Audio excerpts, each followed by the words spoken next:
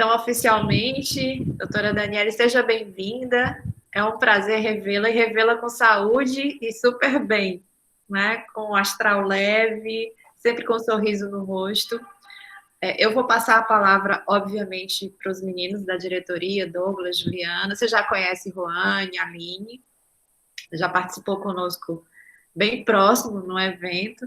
Então, eu vou deixar os meninos lhe darem as boas-vindas, porque nós estávamos realmente com muita saudade. Estamos muito gratos de você estar de volta, contribuindo com o nosso conhecimento. Seja bem-vinda. Obrigada, muito obrigada. Fiquem à vontade, façam a acolhida de doutora Daniele. Vou iniciar aqui, né, que eu comecei com o convite, né, professora Daniele? Teve toda a negociação, depois que eu recebi a resposta do e-mail da professora, já foi ali no WhatsApp da professora, eu, não, professora, a gente tenta dar Vai dar certo. certo, vai dar Dá certo. certo. E, professora, muito grato, né, primeiramente pelo aceite do convite, né, de você estar aqui esse momento com a gente. Realmente, como a professora falou, realmente a gente ficou fã do seu trabalho depois do primeiro Sion. A gente acompanha os seus grupos de estudos, né, que você sempre está ali postando, aquela demanda toda. É tanto que até tem uma membro aqui da Liga que participou, né, do momento. E ela repassou o conteúdo, ela repassou como é que ocorre, né? A gente ficou instigado da forma do seu trabalho. E a gente acompanha pelas redes sociais, o Instagram, né? Que você é bem movimentado nesse ritmo, dessa forma. Então, assim, muito agradecido mesmo, de verdade, ansioso por esse momento, né? Eu falo, né, como vice-presidente aqui da Liga, e creio que será mais ainda uma noite de aprendizado, como foi no primeiro Sion também. Que bom, Douglas, muito obrigada. Obrigada pelo convite, né, pela lembrança. O Instagram realmente tem sido uma ferramenta bem bacana para divulgar um pouco do que a gente faz e eu acho que é muito necessário. Então, é bom ver que está dando certo com o feedback de vocês, né? Eu fico muito feliz de estar aqui hoje. Super certo, viu, professora? Super certo, de verdade. Pode continuar. Sim, sim, muito bom, muito bom. E eu gostei muito do tema, né, que vocês, né, devem ter discutido para a gente falar hoje. Eu não pensei em uma aula muito formal, porque eu acho que está todo mundo meio cansado já de aula, de slide. Eu tô, né? Eu não sei vocês, mas eu tô. Então, quando eu vejo mais uma aula, já me dá uma coisa assim, ai, tá. Então, como não somos muitos, né, dá pra gente, eu acredito, conversar bastante, né? Quem não se sentir à vontade pode falar no chat. Eu prefiro que seja mais informal para a gente não cansar tanto, né? Já que tem informação a ser, conteúdo a ser passado. E às vezes o conteúdo é denso mesmo, para quem nunca viu, enfim, para aluno. Mas se a gente trata de uma forma mais leve, mais informal, fica mais tranquilo de ser, né, absorvido. Então, a minha ideia hoje é a gente conversar um pouco, né, sobre o tema que vocês me pediram, que é como apoiar a família e o paciente, né, que está com câncer. E eu queria que vocês compartilhassem comigo, assim, experiências profissionais ou acadêmicas ou pessoais, se vocês se sentirem à vontade, né, sobre isso, sobre o que vocês viram disso na vida de vocês, de apoio a alguém, do paciente mesmo, né, como que vocês enxergam e que experiências vocês têm disso, para eu entender um pouco e para eu poder partir daí também. Professora, eu vou dar início, né? Eu sempre dou esse início porque eu acho que a gente começa, aí os outros criam mais coragem É verdade. para começar esse momento. Eu tenho experiência na minha família, né, de pacientes com câncer, já tive 2 tios. O meu último tio que veio a falecer de câncer de pulmão foi mais assim drástico, eu falando como familiar, né? Sou profissional da área também, que eu já sou técnico de enfermagem e atuo. Então também tenho essa vivência como profissional e mais estou trazendo o momento agora como familiar. E eu recebi ele no hospital e ele não sabia o que tinha ainda. E aí eu fiquei a buscar, né, nós, a família, a buscar, e a gente não sabia encontrar ainda a causa, né? A gente achava que era um problema cardíaco e não era um problema cardíaco. E aí a gente, como familiar, a gente já não sabe mais o que procurar porque teve uma demora no diagnóstico, né? Teve a gente a minha maior queixa com o sistema é isto, né, que ainda acontece bastante, a demora com o Sim. diagnóstico. Mas aí passando disso, quando veio o diagnóstico, já trouxe aquele baque, né? Que aí quando a gente já vê aquele nome, a gente já fica com medo. A gente com família, a gente já não se sente bem. A Não é gente a já mesma fica coisa. pensando, a gente já treme na base, né? Fica Sim. assim. E a família toda, em um certo momento, se apoiou em mim, sabe? Assim, de tipo, vem os parentes, os primos, vinham os tios e Douglas, o que é que a gente pode estar fazendo? Ele está sentindo isso, ele está sentindo falta de ar, o que é que a gente. Então, assim, começou aquele lado de cuidador, embora sendo na família, o lado de cuidador, né? Sim. E eu queria dar uma palavra, queria dizer alguma coisa, mas com cuidado, né? Porque eu não pude dizer que ia ficar melhor, que ia ficar bom, porque a gente sabe do processo. Uhum. Então, assim, esse momento foi bem pesado e, tipo, não tinha uma pessoa para me chegar e dizer assim, olha o que eu faço, né? O que dizer, né? A Sim. minha psique ficou um pouco, realmente, assim, abalada, né? Mas, ao mesmo tempo, tinha que Uhum. esconder, porque não podia. Então, realmente, a minha experiência com isso, esse tema, quando eu estava a discutir, porque eu que estou nessa frente do ensino, né, na liga, a gente discutir, eu tenho esse detalhe, né? Porque Uhum. realmente a minha pergunta é como a gente pode se planejar para apoiar a família nesse momento? Porque Uhum. toda família, a gente percebe que tem aquele que toma a frente, né? Que os outros da família assim, não fale com fulano de tal, que ele sabe melhor. Uhum. Não fale com fulano de tal, que ele conhece melhor.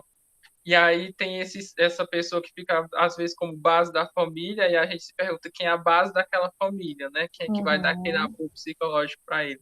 Então, a minha experiência nesse sentido, é por isso que eu tenho essa afinidade pela Liga. Na verdade, até o momento que eu estou compartilhando agora com o pessoal da Liga, né? Que essas coisas, realmente, normalmente, às vezes, eu não falo muito. Então, a minha experiência, né, com esse tema foi nesse sentido. Aí a minha pergunta, até Uhum. hoje eu estou nessa ânsia, né? É como fazer para realmente ter esse apoio para a gente, né, quanto família, o Sim. que que a gente pode estar fazendo.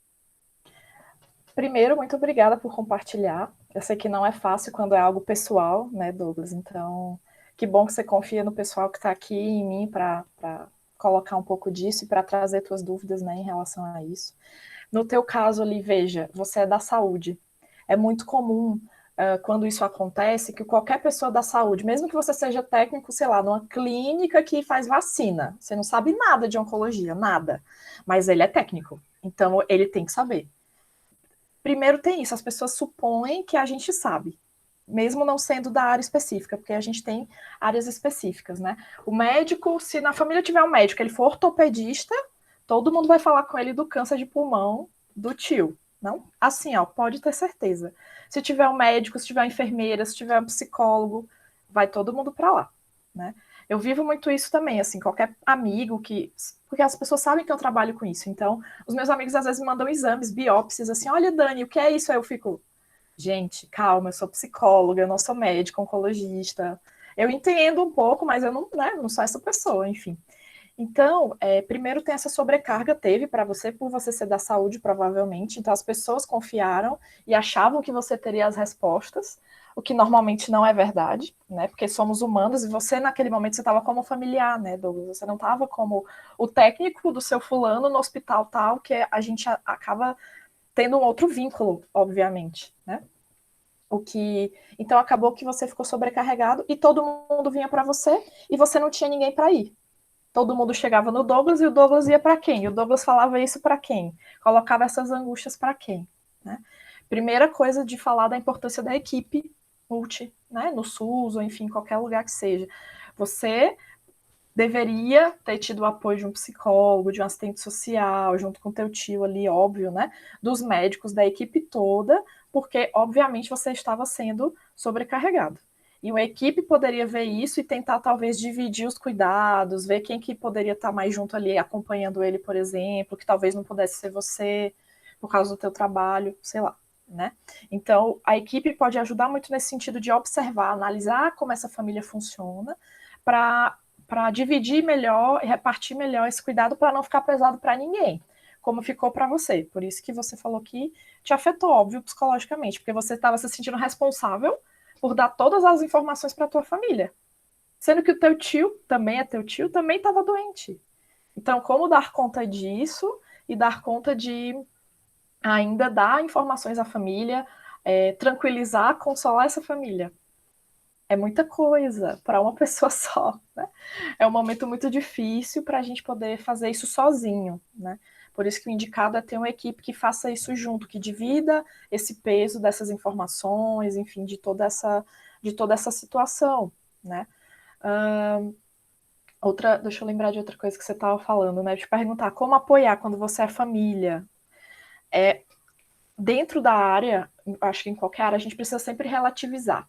Primeiro, né, de que família a gente está falando? É uma família estruturada? É uma família que todo mundo se ajuda? Que esse tio é bem querido? Que as pessoas querem estar lá com ele? Tem até briga para quem vai acompanhar, aquela coisa?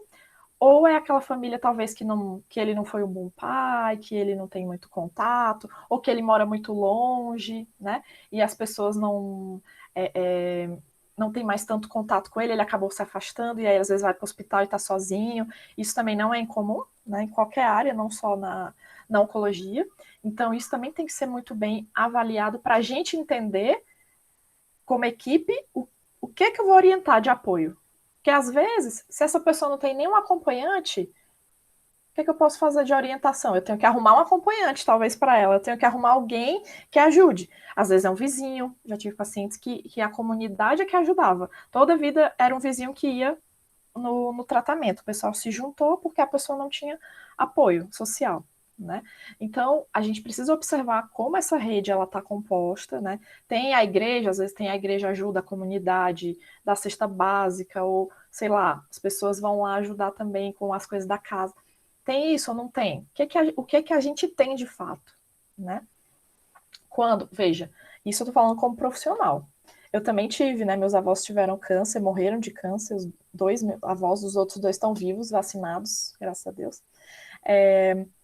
Mas quando a gente é família, a coisa muda totalmente de figura, né? Então, primeiro, eu não acho que você deveria ter se sentido nesse papel de ter que dar todas as respostas para os teus familiares e ter que consolar eles, porque você também precisava ser consolado, né? É um momento de dividir e não um momento de jogar tudo em alguém. Claro que é natural, porque, como eu te falei, é da saúde, né? Mas você, agora que depois que passou por essa experiência, lembre-se da próxima vez de colocar a coisa do limite. Que nem eu faço com os meus amigos, às vezes, porque já aconteceu mesmo, e acontece. Dani, meu pai fez uma biópsia. Dani, o meu médico fez isso, disse que eu tenho um tumor. E eu fico, tá, mas eu sou da oncologia, mas eu não sou médica, então eu não posso dar essas respostas. Até porque eu posso errar, eu posso falar coisas que eu não devo, né? Então, o que eu faço? Encaminho, organizo esse cuidado. Olha, obrigado pela confiança, né? Enfim, eu gosto que as pessoas lembrem de mim, claro, tem um lado bom nisso tudo, mas não é o meu papel. Então, assim, ele tem um médico oncologista, esse exame já saiu, você já mandou para algum médico da família, ou algum médico que possa dar um retorno em relação a isso? Como é que está isso, né? Então, a minha ajuda vai ser no sentido de encaminhar da melhor forma possível, dentro, óbvio, do que eu sei, mas sem colocar todo o peso em mim. Eu tenho que responder isso, eu tenho que saber isso, eu tenho que ler esse exame e entender o que ele está dizendo. Não, eu não tenho, né? Eu não sou médico oncologista. Se eu fosse, aí tudo bem, mas não é o caso, né? Eu sou psicóloga especialista em oncologia. Minimamente eu vou poder falar de reações ao diagnóstico, enfim, de outras coisas, mas não de exames. E as pessoas confundem mesmo, né? Se você não colocar para elas o que é o teu trabalho, qual é o limite, qual é a tua área, elas vão. Porque assim, elas não sabem aonde ir, entendeu? Você acabou sendo a referência da tua família. Eu acabo sendo a referência da minha e dos meus amigos quando se trata de câncer, que eles não conseguem pensar em mais ninguém, né? Então, você que precisa dizer, olha, eu vou até aqui com vocês, eu vou. Assim, eu posso olhar o exame, eu posso encaminhar, mas eu não vou fazer tudo, porque não dá. Primeiro, não dá mesmo. E segundo, porque a gente é humano, né? A gente também sofre junto. Você estava falando como familiar, não como profissional. Como profissional, a gente sofre, mas é diferente se a gente souber separar. Como familiar, dependendo até da relação que você tem com esse familiar que está doente, né? O sofrimento pode ser muito maior, muito menor, se você não for tão próximo. E isso a gente tem que se perceber também, né? Então, eu digo que, como familiar, o ideal é você dividir isso com os outros familiares, supondo que você tem uma família estruturada, né? Assim, com pessoas que querem ajudar, com pessoas disponíveis ali, sabe? E se não, é realmente tratar isso com a equipe, né? Quem que vai ser essa pessoa responsável? Quem que a gente vai conseguir colocar? Ou se não vai ter ninguém, o paciente vai conseguir se responsabilizar por ele mesmo, né? Tudo isso é muito relativo. Mas eu te digo, é uma questão de colocar limite, porque senão o cuidado ele se transforma em excesso. eles transformam em peso, e não é isso que a gente quer, né? Ainda mais em um momento de doença, em um momento que já é tão difícil por si só. Então, não dá para a gente dificultar mais. É dividir o sofrimento mesmo, é dividir a carga mesmo, né? E a família, normalmente, tá aí para isso. E caso ela não consiga fazer isso direito, a equipe está lá para tentar entrar e né, ver como que a gente pode organizar melhor isso tudo entre, entre eles, né? Para que a sobrecarga não caia para uma pessoa só. Sim, sempre vai ter uma pessoa de referência, que é o que a gente chama de cuidador principal, né? Normalmente tem aquela pessoa que vai mais no médico, com o paciente, que sabe mais dos exames. Essa pessoa você pode contatar para saber de alguma coisa, para tirar uma dúvida, mas não é interessante também você colocar tudo para ela, porque aí ela vai se sobrecarregar também. Então, o ideal é que você, como equipe, veja, tá, aquele é o principal, mas tem esse, tem esse, tem esse, o que que cada um faz? Não, esse aqui normalmente leva no médico, o principal não leva, mas ele tá sempre junto nas internações. Ah, então beleza. Então, quando for para falar de médico, vou tentar falar com aquele outro. Como que tá em casa o rodízio? Tem gente que sempre vai, tem gente que não vai. São detalhes, mas que no dia a dia podem fazer uma grande diferença se você tiver essa sensibilidade, né, de olhar e, como eu falei, do limite, assim, você não pode deixar só uma pessoa sobrecarregada. Se você tiver opção, que às vezes não tem também, né, só tem uma pessoa e ela vai estar sobrecarregada, e a gente vai ter que trabalhar com o que a gente tem, com a realidade, né, e às vezes essa pessoa não tem uma relação boa com o paciente, fica lá por obrigação. Daí a gente grita para o serviço social, ajuda aqui, porque a gente tem uma questão social, vamos ativar todas as ferramentas, todos os equipamentos públicos possíveis. Então, a partir da experiência, a gente vai relativizando mesmo, né, esse tipo de cuidado. E se você me perguntar assim de, por exemplo, né, apoio eu, Douglas, por exemplo, conversando com meu tio, como que eu apoio ele, né, como familiar? Eu sempre digo que o mais a gente quer, como ser humano, a gente quer sempre dar uma resposta para o sofrimento. Então a pessoa fala que está sofrendo, daí você fala, ah, não, vai dar certo, ah, não, tem esperança, ah, não, vai melhorar. E eu digo, não afirme, pergunte. É muito melhor a gente perguntar do que a gente deduzir alguma coisa que a gente nem sabe se vai acontecer de fato, né? Então pergunte, o que você precisa? Você quer conversar hoje? Você quer ficar sozinho? Como é que eu posso te ajudar? Né? Você está precisando que eu faça alguma coisa para você? Você quer que, sei lá, eu resolva algo? Ou você quer só que eu sente aqui e fique aqui com você, veja uma TV? Sabe? A Daniele, Rosana quer deixa eu te falar? Pode interromper, falar. desculpa. É porque exatamente eu ia te perguntar isso. Uma das suas falas no Sion, que eu nunca esqueci, foi quando você falou que as mulheres tinham muito apego ao cabelo. Uhum. E aí, quando ela tinha a queda de cabelo, que às vezes, normalmente você já corta, né? Já Uhum. remove. Você disse uma coisa que não saiu da minha cabeça. Nunca diga, é só cabelo, vai crescer de novo. Uhum. Nunca diga isso, porque não é só cabelo. Aquilo tem uma representatividade muito maior do que só cabelo, né? E Uhum. aí eu pensei exatamente no que você falou. Quando a gente está em contato, eu sei que a gente está falando do cuidador, mas é exatamente por conta desse cuidador. Quando a pessoa está sofrendo e está com dor, e está passando mal por causa da químio, ou então está sem esperança, eu acho que se aplica a mesma fala sua daquela época. Nunca diga, tudo vai passar, tudo Uhum. vai ficar bem.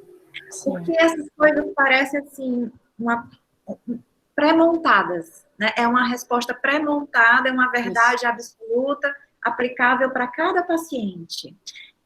Então, na verdade, você está sugerindo que, nesse caso, os cuidadores nunca deem uma resposta pronta, mas perguntem como é que ele pode ajudar e o que ele pode fazer para melhorar a vida daquele paciente? É essa a lógica também? É totalmente essa lógica, né? Porque, como eu falei, a gente tem que individualizar o cuidado. O que é cuidado para mim, o que pode ser bom para mim, pode não ser para o outro. Como você falou ali, por exemplo, dos efeitos da químio. Tem gente que vai ter náusea, tem gente que vai ter diarreia. Eu vou tratar igual? Não. São sintomas diferentes, né? Então, tem gente que vai ter cansaço, tem gente que vai ter dor de cabeça. Eu vou fazer a mesma orientação para essas pessoas depois? Não. E até porque as pessoas reagem diferente, umas com mais otimismo, outras Isso, exatamente. Se eu tenho sintomas diferentes, se eu tenho reações diferentes, por que que eu vou ter respostas iguais ou tratamentos iguais? Não faz sentido isso, né? E na oncologia a gente sempre fala muito hoje em dia de individualizar tudo. O tratamento, a quimioterapia de acordo com o tipo de câncer, com a idade do paciente, o esquema, tudo é feito, ou deveria ser, de uma forma individualizada, né? Então, para cuidar é a mesma coisa. Quando a gente fala de cuidado, você precisa individualizar. E às vezes ouvir a pessoa é muito mais importante do que responder algo, do que dar alguma frase de efeito, né? A gente sempre quer consolar, e eu entendo isso, a gente tem essa necessidade de consolar, mas às vezes não são com essas frases que a gente vai consolar. A gente vai consolar com presença, estando ali, né, dizendo a verdade. Olha, eu tô aqui, eu não sei o que te falar, talvez. Nesse momento eu nem sei o que te dizer, mas eu tô aqui, eu tô aberta para conversar, eu tô aberta para te ouvir, né? Não dar as respostas, esperar que a pessoa diga como ela prefere ser cuidada. Porque ainda tem isso. Como profissional e como familiar, independente, eu acho, do papel, a gente tende a fazer assim. Ah, se fosse eu queria ser cuidada assim. Então eu vou fazer isso, porque vai dar certo. Não, não, assim, não, provavelmente não, porque, como eu falei, né, eu não posso colocar no outro uma coisa que é minha. Então eu tenho que estar bem aberto para deixar ele me falar. E ele fala: ah, eu não sei. Tudo bem, vamos descobrir junto. Vamos aqui, vamos conversar com os profissionais, vamos tirar dúvida, vamos falar sobre o que você quiser falar, né? As pessoas também tendem muito a, tipo, focar no câncer. A pessoa está com câncer, você vê a pessoa e o tratamento, e não sei o quê. A pessoa quer falar, ela falou do tratamento, ela falou que foi no médico, ela falou que está fazendo, ou que está tendo sintoma X ou Y. A gente tem que ter muito respeito nessa hora por essa pessoa. Primeiro, porque ela não virou só o tratamento e a doença, né? Então deve ser um saco, e é um saco, porque eu já ouvi eles me falando isso, de tipo, todo mundo que a pessoa vê tá de turbante, a pessoa tá careca ou tá de turbante. Todo mundo que a pessoa encontra, ai, tá tratando, ai, tá com câncer, ai. Óbvio, né, gente? Se ela tá careca, tipo assim, turbante ou carinha mais abatida, enfim, tudo junto. Então a gente precisa ter essa sensibilidade de deixar a pessoa falar. Se ela quiser falar sobre isso, tudo bem. Se ela não quiser falar sobre isso, tudo bem também, né? Coisas que os pacientes comentam que eu acho que eu tenho que falar para vocês e, tipo, não fazerem nunca e não deixarem ou se ouvirem falarem também. Não comparem doenças. Ah, a pessoa está com câncer de mama, né? Ah, e meu tio, que nem o Douglas, né? O exemplo dele. Meu tio teve câncer de pulmão, mas ele está falando com a pessoa que está com câncer de mama, então já são coisas completamente diferentes. Meu tio teve câncer de pulmão e morreu de câncer de pulmão. Você fala isso para uma pessoa que está fazendo tratamento, minha gente. Não, já enterra ela antes, porque tá matando, né? Não é o que a pessoa quer ouvir, nem o que ela precisa. Que alguém morreu de câncer. Sim, as pessoas morrem de câncer, a gente sabe disso, ela sabe disso.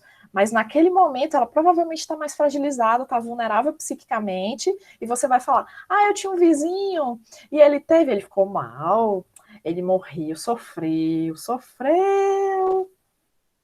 É o que eu mais escuto. E assim, coitados dos pacientes, eles falam: Dani, às vezes não é nem a pessoa não tem nem vergonha do cabelo, do turbante, ela sabe que alguém vai chegar e falar isso para ela por causa do turbante ou do cabelo, e ela não quer sair porque ela não quer encontrar e se deparar com isso, porque ela não está pronta para responder, né? Então, às vezes, essa falta de tato, de sensibilidade, é que deixa a pessoa mais assim, isolada, ou querendo se isolar. Não é nem, ela tem muito sintoma do tratamento, às vezes ela nem tem, mas ela não quer sair porque ela não quer ouvir esse tipo de coisa, né? Se fulano morreu, se fulano sofreu, primeiro, cada um é um, cada tratamento é único, né? Cada reação ao tratamento é única, psíquica e física, então não dá para a gente comparar. E mais uma vez, se a pessoa está falando do tratamento dela, não afirme, pergunte. Se a pessoa está falando, tô fazendo químio, tá, então como é que você tá? Como é que tá indo, né? Tá dando certo, tomara que esteja dando tudo certo. Você deixa a pessoa trazer. Se ela trouxer, você fala sobre. E se ela falar de outra coisa, o mercado, a pandemia, fala da pandemia, fala do mercado, fala sei lá, de política, reclama da vida, não interessa, né? Mas a gente precisa deixar esse espaço aberto. E não, como eu falei, já tentar consolar. Não, eu vou falar aqui do meu vizinho que teve câncer, porque ela vai saber que eu sei do que ela está falando. Não, não é a mesma coisa. Ela está passando por isso, você teve um vizinho, um tio, você não está passando por isso, né? Então, não, nunca vai ser a mesma coisa. Nenhum tipo de câncer é a mesma coisa, né? A coisa do cabelo, que eu já falei também, é péssima, né? De, é só cabelo, vai crescer de novo, vai passar, vai ficar tudo bem. Não adianta. Cada um está vivendo um momento. Não dá para a gente falar esse tipo de coisa, porque não tem sentido, né? Como eu já falei, não é só cabelo mesmo, a gente tem uma relação com isso aqui, a gente tem uma relação com a nossa estética, com a forma que a gente se vê, e no tratamento do câncer, isso é muito afetado, né? Muitas vezes o cabelo cai, ou a pessoa emagrece, ou ela engorda, ou ela fica mais branquinha, ou ela fica mais inchada, com mais olheira, com aquela aparência mesmo de mais abatida, ou sei lá, tratamento, por exemplo, câncer de estômago, que faz cirurgia, a pessoa emagrece pra caramba, porque é uma bariátrica forçada, né? Então a pessoa perde peso pra caramba, fica só o zumbizinho e depois que vai engordando. Então, assim, eu vi a pessoa ali, daí eu vejo ela magra, muito magra. Eu vou chegar e vou dizer: Nossa, você tá só um zumbi, você tá muito, nossa, esquelético. Gente, a pessoa sabe, né? Assim, ela tá vendo. E muitas vezes, como é uma bariátrica forçada, é uma perda de peso muito rápida. Então, a pessoa às vezes perde 20 quilos em 10 dias depois da cirurgia ali, né, depois do dia da cirurgia. É muito rápido, então é muito mais impactante do que você perder 20 quilos em, sei lá, 4, 5 meses, que é o que a gente quer, o esperado né, quando você está fazendo algum tratamento para perder peso, ou enfim, de saúde.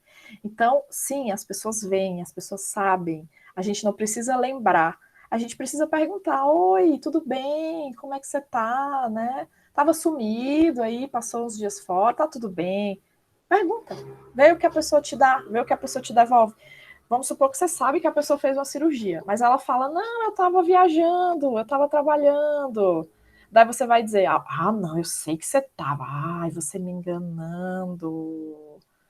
Não tem porquê. Se ela não quer falar, é o momento dela. Pode ser que ela não queira contar para todo mundo, pode ser que ela tenha medo de contar para alguém, essa pessoa acabar espalhando e ela não quer que todo mundo saiba. A gente tem que respeitar o momento de cada pessoa. E a gente só sabe dessas coisas de cada um perguntando. Sempre perguntando. Né? Se a pessoa comentar: Eu vou te contar, mas não conta para ninguém, não, tá bom, tá, tudo bem, mas por que você não quer contar para ninguém? Você precisa de ajuda com alguma coisa? Não é difícil. Eu acho que é muito mais fácil perguntar, inclusive, do que dar uma resposta, né? Porque resposta a gente não tem para muita coisa, na verdade. E perguntar, não. Perguntar, quem vai me dar a resposta é a pessoa. E se ela não souber também, não tem problema. A gente já coloca ela para pensar ali, quem sabe a gente até ajuda ela a resolver alguma coisa, a pensar em algo que ela ainda não tinha pensado para colocar em prática ali, né? Se você perguntar se quer que eu resolva alguma coisa, ela vai pensar: Eu tenho alguma coisa para resolver? Será? Será que eu preciso de alguma coisa? Será que eu preciso de alguém para fazer algo para mim? Pode ser que ela comece a pensar. Em algum momento, ela até peça para você, né? E como eu disse, estar presente também, dizer para ela, eu, pelo menos, assim, pessoalmente com os meus amigos, quando eles vêm com histórias que eu não sei o que falar, eu digo: Gente, ó, vou ser bem sincera, eu não sei o que dizer. Mas eu tô aqui, eu ouvi, eu entendi, né? Eu sinto muito por isso, porque seja lá o que aconteceu, né? Enfim, dependendo da situação. Mas eu acho que é muito mais sincero você falar isso e a pessoa vai se sentir assim: Tá, tudo bem, porque eu também não sei, sabe? Tipo, eu também não sei, ele também não sabe, então pelo menos a gente tá na mesma, né? Dividir sentimentos, perguntar se a pessoa quer falar sobre isso, né? Sempre perguntar se ela quer falar sobre isso. Você também, se tiver difícil, se olhar também, se perceber, ver os seus limites. Eu vejo que muita gente tem dificuldade de lidar com pessoas que estão com câncer, ou de falar com essas pessoas. Então a gente precisa também entender o nosso limite nesse sentido, né? Não estou dando conta, então vou tentar me afastar e vou comentar com outra pessoa que dê conta. Olha, não estou dando conta, tá difícil para mim, sei lá, vou procurar ajuda, ou eu vou falar, mas vou falar menos. A gente também tem que se perceber nisso. Nem todo mundo está pronto, nem todo mundo vai dar conta. Cada familiar também, assim como cada paciente, reage de um jeito, né? Tem muito aquela coisa que eles odeiam também, não façam isso. dos milagres e das receitas. Os pacientes, os recém-diagnosticados, olha, você vê o WhatsApp deles, dá vontade de chorar. Todo mundo. Garrafada, folha de não sei o que, chá não sei da onde. É só isso. Olha, eu achei isso aqui e a pessoa viu isso aonde? Deus, sabe? E eles ficam em desespero porque é muita mensagem. É legal, por um lado, que significa que as pessoas estão se preocupando, isso é bom, né? Mas, por outro lado, é desesperador, porque eles entram em pânico, porque é tanta coisa para responder e é tanta informação desnecessária que eles não sabem o que fazer com aquilo. E daí alguns tentam algumas coisas, outros não tentam. Daí, às vezes, o próprio amigo manda a garrafada, manda o chá de não sei o quê, manda a folha não sei da onde, não sei das quantas. E a pessoa fica assim, o que eu faço? Será que eu posso tomar junto com a quimio, junto com a rádio? E daí isso começa a ser difícil para ela, a ser mais coisa para ela processar. Então, mais uma vez, é tudo uma questão de perguntar. Não, você tá vendo outros tratamentos, ou você tá tranquilo com esse mesmo, né? Vamos focar nesse aqui e tudo mais. Depois a gente vê tratamentos alternativos que não são terapias complementares. Eu não estou falando aqui de terapias que a gente já tem comprovação. Yoga, meditação, reiki, enfim, arte-terapia. Não estou falando disso. Estou falando de outras que as pessoas fazem, mas a gente não tem comprovação. Então, assim, as pessoas chegam e eu já vi pacientes que vieram me perguntar: você acha que eu tenho que trocar a químio por isso? Eu falo: olha, a gente trabalha com ciência. Cientificamente, não tem nada dizendo que isso aqui que você está falando, ou que o teu amigo te apresentou, ou que ele vai pagar uma sessão para você disso, cure ou melhore o câncer. Então, o que eu posso te falar cientificamente é que você precisa manter a quimioterapia. Mas, assim, sempre fale com o seu médico, converse com ele sobre isso, veja o que ele acha disso, né? Ah, eu posso tomar um chá tal com a quimioterapia? Vamos falar com a Nutri para ver o que ela diz. Não, mas é chá, né? É folha. Não, mas ele é processado em algum lugar do nosso corpo. E se a quimioterapia também você pode sobrecarregar isso. Pode sobrecarregar teu fígado, teu rim. E no momento de tratamento não é isso que a gente quer. Porque aí vai ter que parar, vai ter que tratar, vai ter que fazer outra coisa, às vezes interna. Então não dá para ir nessa de, mas é porque é natural, não faz mal. Só porque é folha não faz mal. Não. Ele vai ser processado em algum lugar do nosso corpo. E as nutris da clínica que eu trabalhava ficavam loucas. Porque aí os pacientes não falavam, né? Porque pensavam assim, como é natural, não preciso falar. É uma coisa normal. E em algum momento elas descobriam e elas ficavam assim, não, vou falar com o médico, porque não pode. Porque a pessoa está sobrecarregando o rim, porque... E elas ficavam pirando mesmo, a cabeção. E eu ficava olhando assim, gente, né? Como é importante a gente perguntar e ter essa... E como é importante também o paciente ter esse vínculo bom, porque é com esse vínculo que ele vai falar pra gente, tô tomando um chazinho ali de sei lá o quê. E daí a gente vai falar assim, pera, será que pode? Vamos conversar com o médico sobre isso. Se puder, tudo bem, continua tomando seu chazinho, feliz, alegre, tranquilo. Se não puder, porque, né, às vezes esses chás são metabolizados nos mesmos lugares que a químio, aí não, vamos dar uma parada durante a químio, você volta depois, ou então o médico organiza ali de tomar só antes de fazer a químio, quando fizer a químio não toma, sei lá, a gente vai, como eu disse, né, sempre individualizando o cuidado. É assim que a gente apoia da melhor forma possível essas pessoas, né? Porque eu não sei o que eu preciso fazer até eu encontrar essa pessoa, esse paciente ou esse familiar. Eu não tenho como saber, né? Eu preciso encontrar. E no encontro eu preciso dialogar, eu preciso perguntar, eu preciso entender como que funciona essa família, esse paciente, para saber como que eu posso cuidar deles da melhor forma, sabe? Falei demais, né? De uma coisa só, mas enfim. Falem aí vocês para a gente poder. Você tocou num ponto e me veio muitas coisas à cabeça. A gente fez um evento sobre as práticas integrativas e complementares, né, no final do ano. Inclusive, a gente quer muito fazer a segunda edição. Legal. A gente foi encantado com algumas coisas. A gente sabe que as práticas é para quem está afetado pela doença. Mas alguma dessas práticas você indicaria para o cuidador? É importante que ele também mantenha uma sanidade mental, né? Sim. Então, por exemplo, se você indicou a arte-terapia para o paciente oncológico, né? Porque ele está depressivo, está angustiado, seria interessante que esse cuidador também fosse com ele, que fizesse também essa prática, fizesse assim como se fosse tomasse um banho de espiritualidade junto com o paciente? Você acha interessante? Tem essa possibilidade, né, Rosana, de fazer assim junto com o paciente, e tem uma possibilidade, por exemplo, de fazer grupos com outros cuidadores, para que eles troquem entre eles, e para que ele tenha um pouco desse descanso, vamos dizer assim, porque é cansativo estar junto com o paciente o tempo inteiro, né? E assim, infelizmente não acontece, mas possibilidades tem muitas, né? De grupo, de cuidador, por exemplo, é muito bacana porque eles trocam muita informação, eles se identificam muito uns com os outros nesse momento difícil, né?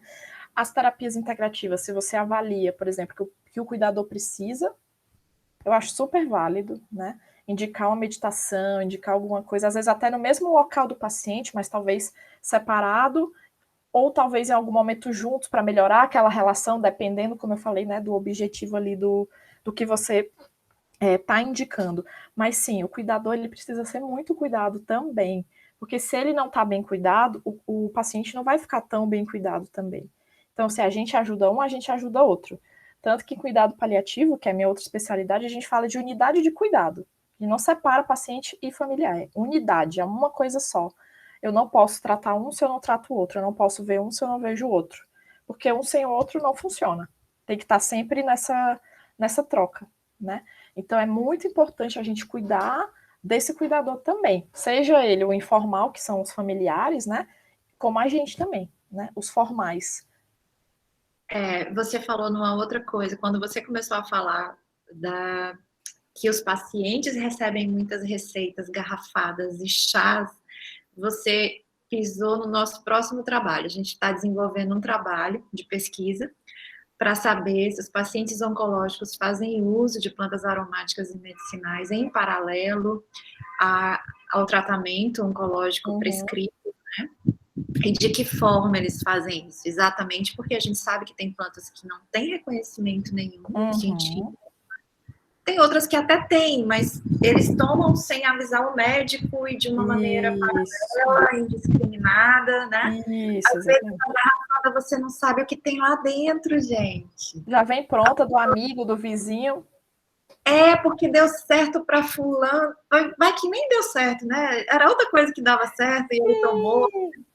Então a gente fica preocupada exatamente pela visão que planta não faz mal. Não é bem assim. A gente sabe que não é bem assim. Não, não é, né? Muitas drogas, muitos remédios vêm de plantas, né? A gente tem os feitos em laboratório, mas a gente tem muita coisa que vem da planta, de plantas, de ervas. Tanto que tem os fitoterápicos aí também que ajudam pra caramba, né? Então não dá para pensar assim, mas infelizmente é algo muito do senso comum. Então a gente tem que estar sempre realmente de olho, depois me manda esse trabalho que eu quero ver, para, né, para não deixar que isso se torne tão comum. E o que acontece, que eu acho muito engraçado? As pessoas falam, ai, mas fulaninho ficou bom tomando garrafada. Tá. E ele tava só tomando a garrafada, não tava fazendo mais nada? Não, ele tava fazendo quimioterapia. Ah, entendi. Tá certo. Então foi a garrafada. Foi, não foi aquilo, foi a garrafada. Sim, deve ter sido. É mais fácil, né? Mas, é o assim, chá. O que você está propondo é uma mudança completa na educação das pessoas, né, do próprio semancol, de você saber se comportar com o paciente que está passando por tudo aquilo. Exato. Né? Coisas que estão faltando no mundo hoje em dia. Não é, Daniela? Estão faltando nas pessoas, está faltando na gente também, nos profissionais. Eu acho que é muita coisa da humanização, né? Da gente pensar no outro como o outro, não como eu quero que ele se trate ou que eu quero que ele faça, né? E aí a gente cai no outro funil dos nossos cursos de graduação não prepararem os profissionais, e nem a nós, eu sou dentista, eu também não tive isso. Né? Para esse olhar, para esse tato, para lidar de uma maneira tão sensível. Eu acho que esse mundo interdisciplinar, ele é até um pouco utópico, porque dentro do nosso curso de graduação a gente não vê isso. Muita coisa que a gente não vê e já deveria ter sido feita. Hoje a gente não se ajuda, né? A gente não sabe nem do outro, a gente mal sabe do nosso, avalia do outro.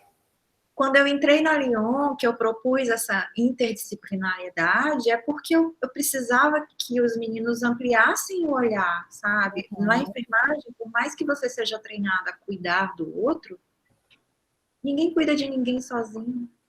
Exato. Você acabou de dizer, eu estou inserida, eu preciso estar inserida. Ninguém sabe tudo, ninguém é preparado para saber tudo. Exatamente. Nenhuma área também vai dar conta de tudo, né? Porque é uma pessoa que está ali. Não é uma máquina, é uma pessoa com uma família, com uma criação, com uma história que veio de algum lugar. Então, nenhuma área vai dar. Nem a medicina, nem a odonto, nem a nutrição, nem a psicologia, nem... Enfim. Por isso que é importante a gente... Eu não consigo mais não trabalhar em equipe, né? Até quando eu estou atendendo os meus pacientes, às vezes, assim, da clínica, eu falo, me dá o número do teu oncologista, ou me fala dele, como é que está sendo as consultas, para eu entender como é, né, qual é a dele, o que ele está passando de exame, o que ele está pensando para o teu tratamento. Eu preciso de algum contato, porque senão eu não consigo viver, assim, parece que o paciente não está fazendo o tratamento que ele deveria fazer, né? Tem que ser algo completo, tem que ser, tudo tem que ser olhado. Se ele precisa de físio, eu vejo na minha consulta de psicóloga, eu vou encaminhar ele para físio. Se eu vejo que ele está perdendo peso, que ele precisa da nutrição, eu vou perguntar, você está acompanhando com alguma nutricionista? Tem alguém olhando isso para você? Não está te incomodando essa questão do peso? Você tá... Como é que tá? Por que teu médico está falando disso? Né?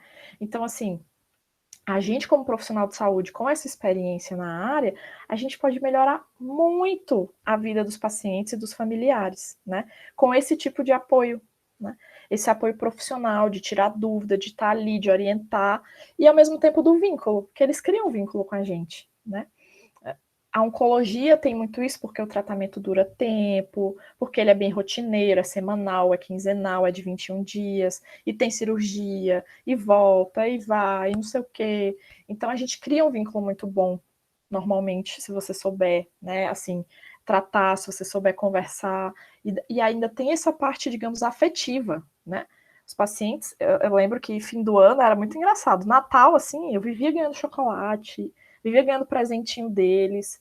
E você pensa, mas eu tô só fazendo meu trabalho. Mas tem afeto, tem cuidado de verdade.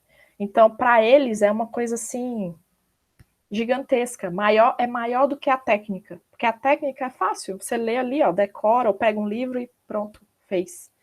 Mas além da técnica, aí não é todo mundo, até porque como a Rosana falou, né? Não existe isso na graduação. Na graduação a gente aprende técnica. Leia o livro, decore, faça e acerte. Pronto. É isso, acabou. E quando a gente vai para a vida, não é só uma boca que está ali. Tem uma pessoa, ela vai te falar de alguma coisa, ela vai querer conversar com a boca lá aberta. Daí você pensa, eu não aprendi isso. Como que eu faço? Como que eu lido? Para onde que eu vou? Não tem livro nenhum, né? Na enfermagem é a mesma coisa. Você pensa, eu vou só funcionar essa veia. Daí a pessoa tá lá gritando, eu tenho medo de agulha, eu tenho medo de sangue. Não tem livro isso. Você vai aprender com a experiência. Você vai aprender conversando com alguém sobre isso, né?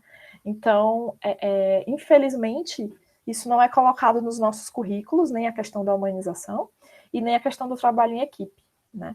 Eu sou muito grata, eu sempre falo isso à minha residência, porque isso foi muito colocado para mim sempre, né? A humanização do trabalho e o trabalho em equipe. A gente não fazia nada sozinho, assim, ó, nada. Reunião em equipe, mudava de setor em equipe, tudo era em equipe. A gente não desgrudava, a gente passou 2 anos junto em equipe. E a gente que lutasse, que se aguentasse, né? Mas deu tudo certo, e no fim foi um aprendizado gigantesco, porque é como, dentro dos cuidados paliativos também, eu acho que na oncologia, a gente fala, não tem equipe. Quando tem equipe, é só uma pessoa que é a equipe inteira, você vê que o tratamento não tá legal. Bastava chegar um paciente de equipe para mim, de uma equipe médica, né, que é sempre aquele médico, o bichão, sabe tudo, e só basta ele para tratar. Quando o paciente chegava para mim, eu falava, não dá, não, tá tudo errado, vamos refazer aqui, vamos entender. O paciente cheio de dúvida, o paciente não tinha coragem de falar com o médico, o vínculo não estava bom, ele não tinha bom contato com a enfermagem ficava com medo de dizer o médico. Vamos organizar isso aqui. Vamos comunicar, vou falar com o médico, vou falar com a enfermagem, seu fulano quer que você precisa. É isso, gente. E isso, ó, não precisa ser só o trabalho do psicólogo, qualquer pessoa que perceba, qualquer profissional principalmente, né? de saúde que perceba isso, pode e deve fazer essa interlocução. Porque se eu tenho um enfermeiro, um médico e um psicólogo no mesmo lugar, e mesmo assim esse paciente está cheio de dúvida, está sofrendo por causa disso, não está conseguindo dizer o que ele pensa ou o que ele quer falar sobre isso, tem alguma coisa errada? Mas, Daniele, e quando o cuidador se quebra antes do paciente? Porque tem casos que você deve ter visto que o paciente está dando força para o cuidador. Tem muito também, não é incomum. O cuidador se quebra por dentro, como é que faz? Aí, assim, o que a gente faz é, no caso da psicologia, a gente atende o cuidador. O foco é o cuidador. É isso. Simples assim, né? Se eu avalio que a fragilidade daquela relação é o cuidador, que ele não está dando conta, ou que está sendo difícil para ele se adaptar, é ele que vem. Não tem problema. O paciente está bem, está levando bem o tratamento? Ok, se precisar, a gente está aqui também, né? Mas é como eu falei, a gente precisa adaptar as realidades. Se quem precisa é o cuidador, é ele que tá lá. Adapto, precisa adaptar. Se o paciente está bem, tudo bem, ele continua. Ok, mas aí você sugere que o cuidador seja trocado, porque isso pode prejudicar a evolução do quadro para melhor do paciente? Porque Depende da assim, situação, sabe? Porque depende de dependendo. como esse cuidador está fazendo isso. Se ele, assim, ele pode não dar conta, ou ele pode não. Assim, tem cuidadores que sofrem, mas conseguem dar conta, vamos dizer assim. E tem cuidadores que sofrem, mas não conseguem cuidar direito, não, se fica muito sobrecarregado. Então eu tenho que ver como que está esse nível aí de cuidado, como ele está conseguindo fazer e oferecer esse cuidado a esse paciente, né? Eu digo até, vamos dizer que eu esteja cuidando de alguém, esteja muito abalado, que essa pessoa é muito amada por mim. E aí toda vez que eu vou cuidar dessa pessoa, eu acabo chorando e olhando para ele com aquele olhar de piedade, um olhar de meu Deus, eu vou te perder, Uhum. né? Isso deve prejudicar muito a pessoa que está doente. Uhum, sim, e o cuidador também, de ver ela nessa situação, mas aí é uma questão de, como eu disse, orientar em relação a esse apoio, entender por que que essa pessoa chora sempre que vê essa pessoa, por que que ela acha que ela vai morrer? Às vezes ela não vai morrer, às vezes ela tem só aquela preconceito do câncer, né? Não, ela tem câncer, ela vai morrer. Ah, não, não é assim, depende do tratamento, depende do câncer que essa pessoa tem. Ou, mas já é mesmo uma pessoa mais idosa e ela tá chorando porque sabe que isso vai acontecer. Tá, como é essa relação dessa pessoa com esse paciente? Para ela estar tão desesperada assim. Será que é a única pessoa da vida dela? Tipo, é minha mãe, eu só tenho ela. Opa, então já vamos, psicologia aqui, trabalhar com essa pessoa, essa perda futura, né? Esse luto antecipatório que ela sabe que vai acontecer e essa ressignificação da relação e de não deixar que o único foco da vida dessa pessoa, desse cuidador, seja esse paciente. Isso nunca, assim, gente, nunca. Todos os cuidadores que eu trabalho é assim, tá, você tá cuidando, o que mais você tá fazendo da sua vida? Você consegue trabalhar? Você consegue ir na farmácia? Você consegue fazer um exercício? Você consegue visitar alguém? Nunca a única coisa da vida do cuidador pode ser o paciente. E às vezes isso acontece. Pelo foco, por o paciente exigir mais também. Então a gente tem que ir junto com ele também adaptando isso. Como que está esse dia a dia? Que momentos você consegue sair, deixar o paciente com alguém ou sozinho, não sei. Tudo isso tem que ser conversado com muita calma para a gente poder ajudar ele a ter essas ideias, né? E não tem resposta pronta, porque cada um vai morar em um Daniele, lugar, né? Pode falar. desculpa te Não, interromper. imagina. Eu tô com a câmera desligada porque minha internet está um pouco ruim. Mas você falou sobre o luto antecipado. Uhum. É normal, tipo assim, acontecer? Tem muita frequência de acontecer essa questão do luto antecipado? Sim, Emanuel, sim, porque o que acontece, né? Quando a gente fala de câncer, a gente tem um diagnóstico de uma doença que é grave e que ameaça a vida. A gente não sabe se a pessoa vai viver ou não, a gente não sabe, a gente não tem essa resposta. Então, o que normalmente acontece é que a pessoa diagnosticada e os familiares sintam esse sofrimento já, de cara ali, né? A gente tem os estágios do luto, né? Não sei se vocês já ouviram falar, mas a gente tem a negação, a barganha, a esperança, que é uma parte, a depressão, enfim. Então, quando a gente estuda luto antecipatória, a gente vai ver que muitas vezes esses estágios aparecem já durante a doença. A negação primeiro, que é muito comum, né? A pessoa vê lá o exame, não é verdade. Não pode ser. O familiar vê, não acredito. Como assim? Estava boazinha ontem. Hoje esse exame apareceu isso, né? Então, desde o diagnóstico, você já pode observar algumas dessas fases do luto, né? A única diferença é o timing, né? Ela acontece antes da pessoa morrer. Então, é um luto antecipatório. E depois que ela morre, é um luto, né? Aí pode ser normal ou complicado, mas aí a gente já entra em outra aula, outra história, enfim. Mas também tem que ser observado isso e acompanhado exatamente para a gente minimamente analisar qual é a possibilidade desse luto complicar depois da morte e qual é a possibilidade desse luto ser um luto normal. Então, se a gente já acompanha isso antes, já dá uma olhada nisso antes, a gente facilita o processo lá no futuro, sabe? Então, sim, é bem comum. A Aline estava com a mão levantada, mas ela abaixou, não sei se ela quer falar ainda. Aline, qualquer coisa, sinaliza aí, tá? O que mais, gente? Mais algum comentário, dúvida? Professora, Oi. quando você falou, né, que o que a gente não poderia falar para o paciente, né? Eu lembrei da minha tia. A minha tia, ela teve câncer no colo do útero, em 2014, se eu não me engano, né? E também o diagnóstico não foi precoce, né? O diagnóstico foi tardio. Ela sempre vinha sangrando. E ela sempre, quando ia na unidade básica de saúde, os profissionais falavam que era por conta da menopausa. E ela sangrava muito, muito, assim, a ponto do SAMU ter que vir ela tomar a bolsa de sangue e nada, né? Uhum. E era E aí, menopausa. Entendi. era a menopausa. E aí ela foi descobrir em Portugal, quando ela foi visitar o namorado dela.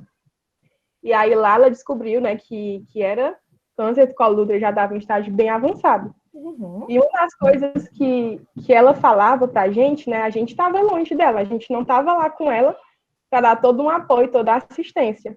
E uma das coisas que ela falou pra gente quando ela voltou pro Brasil é que ela tinha muito receio das pessoas próximas saberem. E ela não queria que a gente contasse para ninguém. Ela queria, tipo, que ela contasse, Uhum. a história dela. Era algo que ela até falava assim pra gente, né? Que ela tinha muito medo se alguém soubesse daqui, porque ela tava com medo do que o pessoal ia falar e ia perguntar. Uhum. E aí, até quando uma conhecida nossa ficou sabendo, né? Uma prima nossa, e aí ela ficou fazendo várias perguntas. Vala, o seu cabelo não caiu. Vala, você não tá pálida, você não tá magra.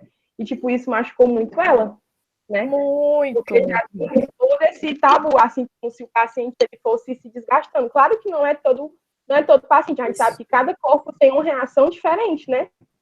E ela foi algo assim que ela não gostava, justamente porque ela tinha medo da reação das pessoas. Ela tinha medo de como iam tratar ela, até mesmo tratar com indiferença. Ela não queria isso. Uhum. Foi algo assim que eu lembrei muito, assim, o que ela falava pra gente. Quando Sim. você falou, né? E era algo assim que até mesmo os familiares cometiam esse erro de ficar perguntando e de também ficar falando assim, ai, vai dar certo, tem fé em Deus. A gente sabe que não é só isso, né? É assim, Uhum.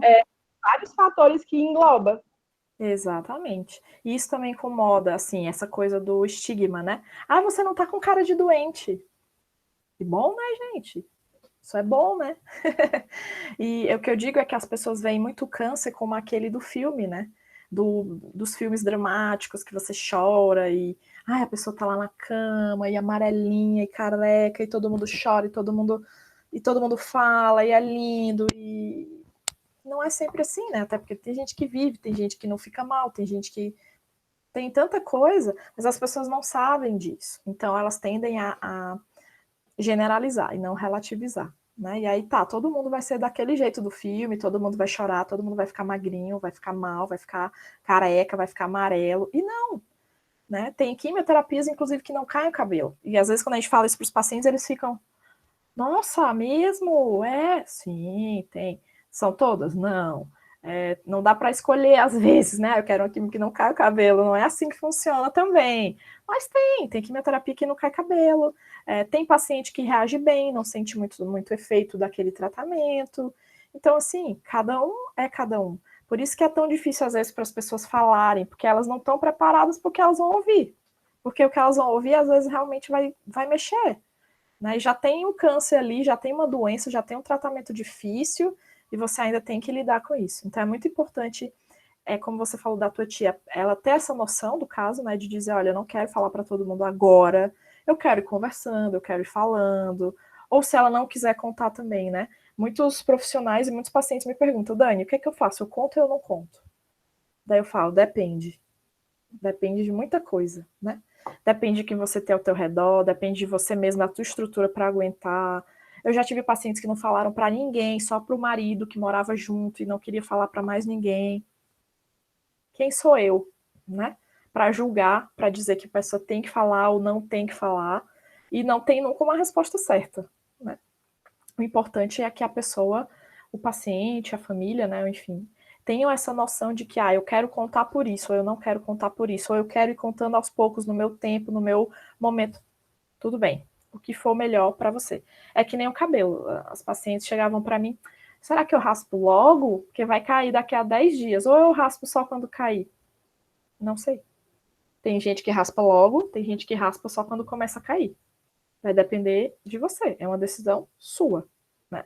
Nesse momento não tem resposta certa, tem a minha resposta, tem o meu momento, tem a minha vida, né? Tinha mulheres muito mais apegadas e falavam, não, eu quero esperar cair porque eu quero ver até o final, vai que não cai, né? Aquela esperancinha e tudo.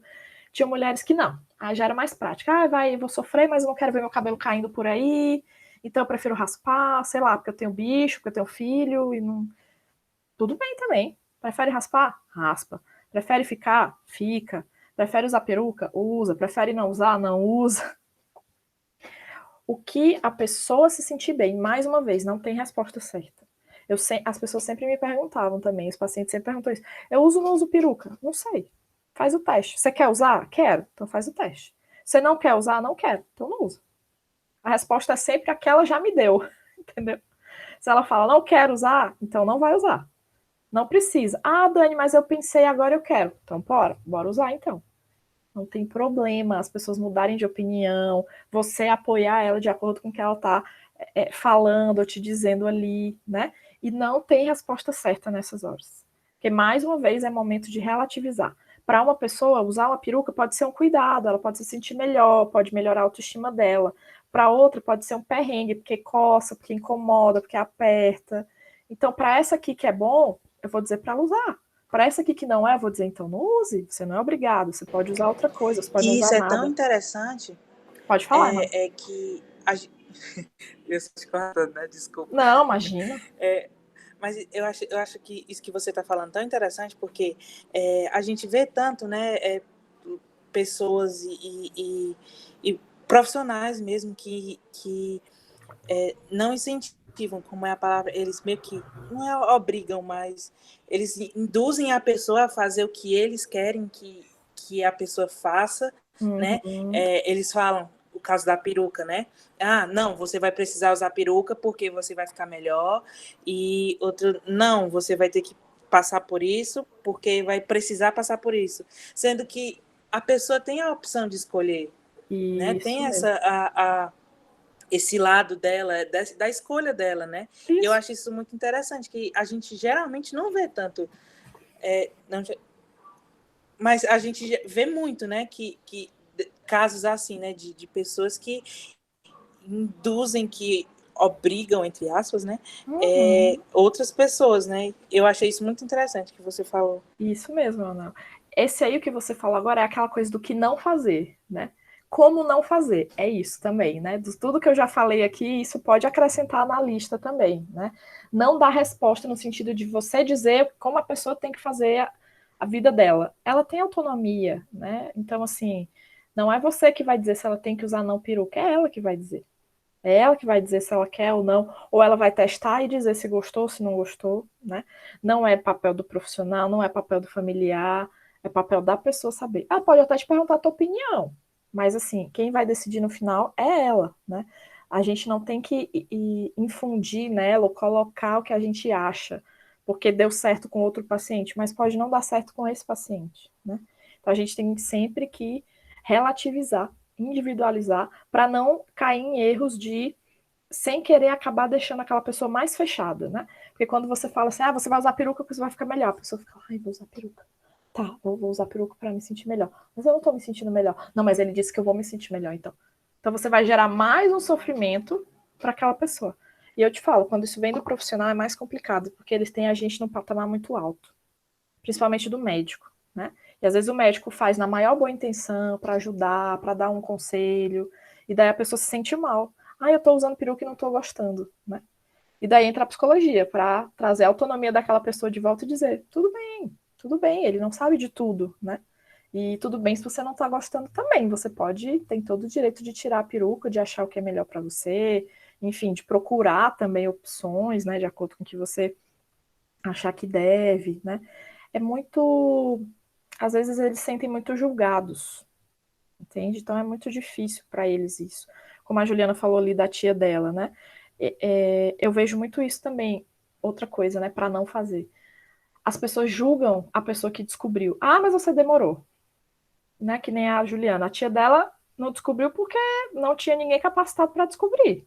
Mas ela já tinha a doença e não conseguia descobrir. Ou seja, ela foi atrás. Ela só demorou porque ninguém capacitado conseguiu ver isso antes. E mesmo assim, quando a pessoa fala, não, eu descobri, eu demorei para descobrir, eu descobri, sei lá, 6 meses depois, a pessoa, nossa, como você demorou, você não procurou ajuda? Como assim? Você não se cuida? Daí a pessoa vai se sentir mal também, né? Gente, eu sei que cada um de nós pode ter falado isso algum dia na vida, tá? Eu não tô falando isso para dizer que, tipo, nossa, piores pessoas. Eu tô falando isso para dizer que, tipo, não façam mais. E ensinem outras pessoas a não fazerem também.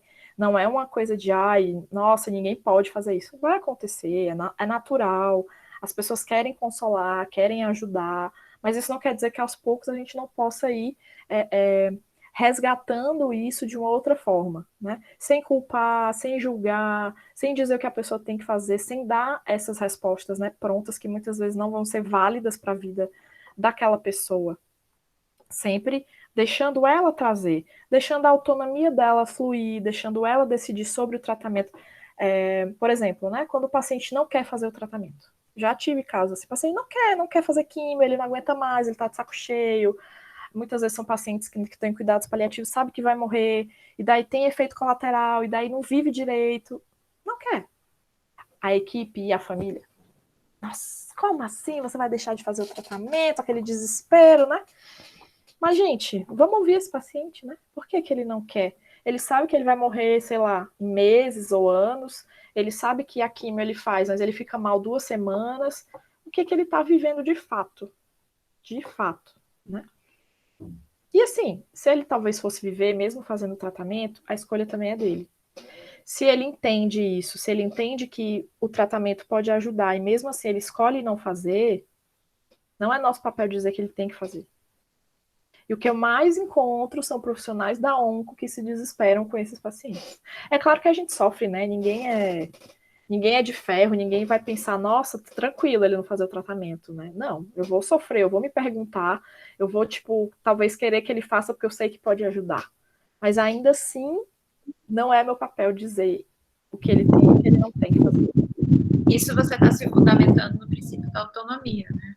Eu dei aula de ética bioética para os meninos aqui, e a gente falou do princípio da autonomia.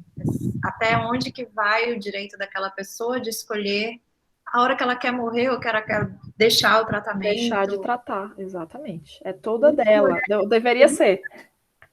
Deveria ser, mas é delicado para as pessoas que estão ao redor entender que ela tem esse direito. E como que a gente também, Daniela, isso é assunto para um outro momento, não agora, porque isso tudo já dá uma nova palestra.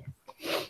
Como é que a gente define se aquela pessoa está capaz realmente de exercer o princípio da autonomia? Quer dizer, pacientes oncológicos, às vezes, têm muitas dores.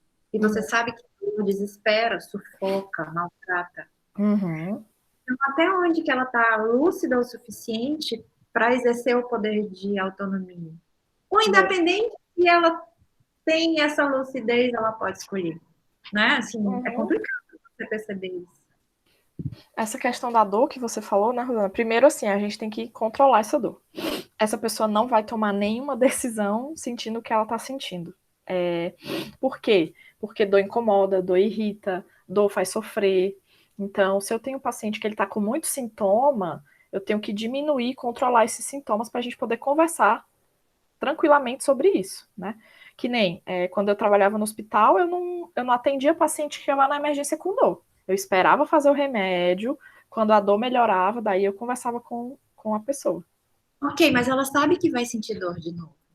Ela sabe que Não, aquele não obrigatoriamente. Se ela for bem manejada, não. Porque ela entra com remédio de horário, o médico controlador com morfina, com opioide. Então, a gente tem como controlar essa dor, deixar essa dor bem suportável até sumir com ela, né? O que acontece, por exemplo, é paciente oncológico que tem alguma questão neurológica. Demência, Alzheimer, né? Ou até um tumor mesmo no cérebro. Daí a gente tem que avaliar como que está sendo a vida dele. Por exemplo, ele tem Alzheimer, não, mas está no começo. Então, assim, ele lembra de tudo, esquece pouca coisa, então ele tem todo o direito de autonomia. Mas daqui a 3 anos, sei lá, o Alzheimer dele evoluiu muito, mas ele ainda está fazendo tratamento de câncer, ele já está assim, ó, não fala nada com nada, não sabe mais quem é quem. Aí a gente tem que, família, né? E óbvio, já ir trabalhando isso com a família. Em algum momento, vocês vão ser responsáveis, só vocês, né? O ideal é que tenha o paciente e a família sempre conversando.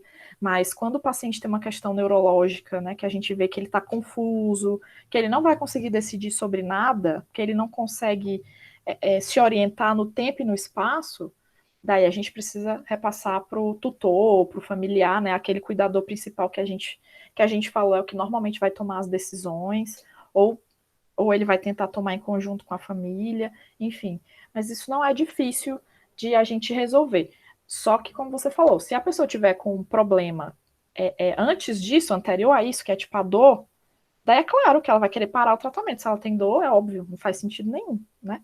Então a gente vai controlar essa dor. Se a gente não controlar essa dor, a gente está fazendo um trabalho ruim, porque assim, no geral, dor é controlável, né? Você encaminha para um paliativista, você encaminha para alguém que tem experiência também, isso faz diferença, né? Se o médico não tem experiência, ele vai colocar um monte de remédio e vai continuar o paciente lá com dor, né? E não vai adiantar nada. E ele vai querer morrer, ele fala, quer morrer. A pessoa pensa, tá com ideação suicida, ele tá pedindo para morrer. Não, ele não tá com ideação suicida, ele tá sofrendo pra caramba e ele tá dizendo que tem alguma coisa que não tá controlada, que pode ser a dor. Então vamos controlar isso aqui e vamos ver se ele continua com essa ideia. Normalmente ele não vai continuar com essa ideia, porque é uma ideia relacionada ao sintoma mal controlado, né? É uma ideia muitas vezes relacionada a uma comunicação que não está bem feita, né? A um sintoma que não está bem controlado, a um cuidado que em algum momento se desorganizou e que pode acontecer, é muito natural, porque o paciente não vai ficar estável daquele jeitinho para sempre. Então, naquele momento você está cuidando assim, mas outro momento precisa cuidar assim, e outro assim, e outro assim, e outro assim. É dinâmico, né, esse processo. Então, toda hora o apoio, o cuidado, ele pode mudar. Pode ser que naquele dia o paciente precise de um remédio, controlou a dor, tá tudo bem, mas no outro dia ele vem chorando, ele tá precisando de toque, de afeto, de estar junto. Olha, a gente tá aqui, eu sei que é difícil, mas a gente tá junto, vamos passar por essa juntos, vamos ficar aqui junto com você, independente do que aconteça. Esse tipo de apoio familiar e profissional para o paciente é muito grande. Porque assim, você diz para ele, olha, eu não sei o que vai acontecer com você, mas independente do que acontecer, eu não vou te abandonar. Eu não vou te deixar. Eu não vou te largar. Eles têm um medo muito grande disso, né? De sofrer, de não serem ouvidos, de não serem levados em consideração, da autonomia deles não ser colocada em prática. Então, quando você faz essa autonomia ser colocada em prática, você faz ele confiar em você, você melhora a qualidade de vida dele, porque ele tem um alívio de saber que tem alguém que está olhando por ele, né? Então, esse apoio, sentir que ele tem esse apoio faz toda a diferença. Por isso que eu disse, às vezes o que importa muito mais é estar do lado, estar junto, é ser presente, né? E não responder a alguma coisa. E a gente não vai ter todas as respostas. Ninguém vai. Nem o profissional, nem o paciente, nem o familiar. Então a gente vai ter que estar junto falando sobre essas coisas, né? E quem sabe a gente arrume alguma resposta para aquela pessoa específica, que não é a mesma da outra, que não é a mesma da outra, que não é a mesma da outra. E tudo bem, que a gente tem que fazer isso mesmo. Cuidar como cada um quer ser cuidado, né? E não, como vocês comentaram, como eu quero que a pessoa seja cuidada, né? Eu vejo muito isso a questão da religião. Eu já vi enfermeiros que chegam, mas Deus está com você, né? Você reza, você... Daí eu pergunto, tá, mas você perguntou se ele tem religião? Você perguntou qual é a religião? Eu fico brincando às vezes com os enfermeiros. Né? Vai que ele é satanista, gente. Eu falo de Deus. Acabou com ele. Ele não vai mais confiar em você. Ele vai falar que essa pessoa tá falando de Deus aqui, né? Então, é brincadeira, assim. Vai que é também, sem problema nenhum, se for, né? Mas você precisa perguntar. Você não pode jogar a tua crença, ou a tua vontade, ou a tua ideia para ele. Você precisa saber o que ele acha disso primeiro. Claro, quando a gente fala de Deus, a gente sabe que o Brasil é um país majoritariamente católico e normalmente funciona, o paciente se sente bem, mas não vão ser todos. Eu já encontrei pacientes que falaram, olha, eu sou ateu, e a enfermeira falou para mim, Deus vai te curar, Deus tá com você. E eu, tá. Isso não significou nada para ele. Tipo. E que bom que ele nem ficou com raiva, né? Porque tem uns que até ficam com raiva, assim, de, nem acredita, a pessoa nem sabe quem eu sou e tá falando de Deus para mim. Esse foi bem tranquilo, de, eu já tô acostumado, né? Todo mundo fala de Deus mesmo, é uma coisa meio comum. Não ligo. Mas também não mudou nada, não acrescentou. E com certeza o objetivo daquela pessoa, daquele profissional, era consolar, era acolher, era apoiar. E não funcionou, né? Por quê? Porque o cuidado ali não foi individualizado, não foi relativizado. Pergunte, você tem religião? E muitas vezes você percebe. Por exemplo, a pessoa chega com a correntinha de Nossa Senhora Aparecida aqui, a senhorinha, ou o brinquinho de cruz, né?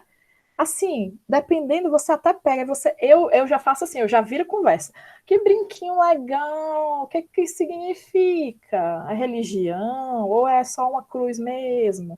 Quem é essa santinha aqui no seu pingente? Eu não estou enxergando, deixa eu ver. Daí a pessoa já fala, é Nossa Senhora Aparecida. Você é católica? Sou devota. Pronto, aí você já pode fazer os links com a religião, com o que ela pensa. Se você não sabe, como que você vai falar de uma religião que você nem sabe se ela acredita, se ela não acredita, se ela tem religião, né? Então, não dá pra gente falar essas coisas. Então, a gente tem que ter cuidado exatamente nisso, porque às vezes o apoio que a gente acha que tá dando, o consolo, o acolhimento, tiro sai pela culatra, né? A gente não tá fazendo nada e às vezes até a gente tá piorando a situação, claro, com toda a boa intenção, mas a gente tá piorando com a intenção de ajudar. Por isso que a gente tem que falar sempre de humanização, que é aí que a gente vai dar o toque diferente, é aí que está o pulo do gato, é a humanização. Cada um é um humano, então eu preciso humanizar, eu preciso tratar cada um como um mesmo, né? Como humano, como família, como unidade de cuidado, senão eu vou fazer tudo igual sempre e eu vou ter tratamentos medíocres, sempre. Pode ser que funcione para alguns, pode, mas não vai funcionar para todos. Para funcionar para todos, a gente tem que fazer um para cada um. Não tem, gente, não tem para onde fugir. É desse jeito. É difícil, mas é bom, eu garanto. Vale muito a pena quando você vê as coisas funcionando e dando certo, e você resolvendo, e você ajudando, e você acolhendo. A gente quer a coisa da receita, padrão, fica mais fácil. Se eu fizer isso para todo mundo, é mais fácil para mim, sim. Mas não é melhor. Às vezes o caminho mais fácil não é o melhor caminho, né? É o mais rápido. Então, vamos acolher, vamos escutar, vamos ter paciência, vamos lidar com as nossas angústias de não conseguir resolver tudo de uma vez, de saber que as coisas têm tempo, que as coisas mudam, que não está tudo no nosso controle, que o paciente pode estar bem hoje, pode não estar bem amanhã. E a gente amanhã vamos refazer então, vamos repensar o cuidado, vamos repensar o que a gente está fazendo. Que ele pode piorar, ele pode melhorar também, ótimo, vamos comemorar.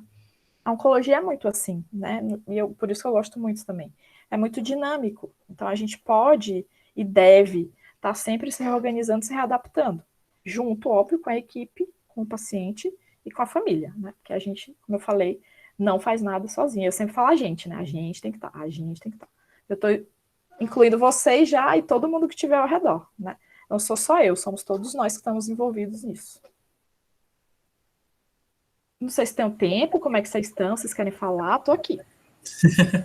Professor, é uma coisa que me chama a atenção desde o início da sua fala, né, que a gente começou.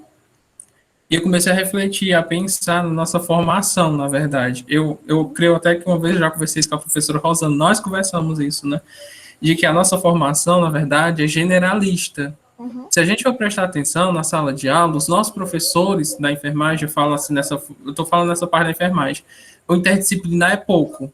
Então você já para de ter esse olhar ampliado, né? Isso. Tem uma professora como a professora Rosana que já traz esse olhar para a gente dentro da liga, é muito bom. Mas a gente é apenas 8 ou 7 alunos, né? Aí essa diferencial já vai começar da gente, né? Essa semente de estar trazendo isso.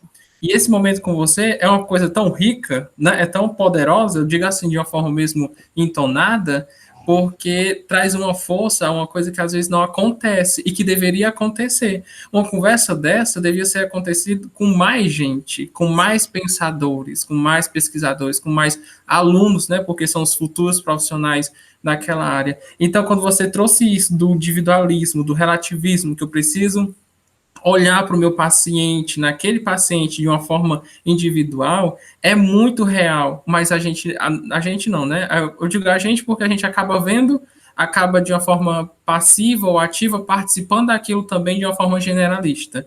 Uma coisa que me marcou muito, é tipo, o meu tio, né, por questão de estar com câncer de pulmão, o que mais se dizia para ele quando chegava, as pessoas visitando, é comum a falta de ar. Tu vai ficar assim mesmo, né? Ou então eu ficava absurdamente assustado quando chegava e dizia, tudo bem, Chico? E eu, não. Sabe, aquilo ali já me dizia assim, é uma pergunta quase idiota, me perdoe a sintonia, né? Mas não tá tudo bem, você não pode chegar para isso, né?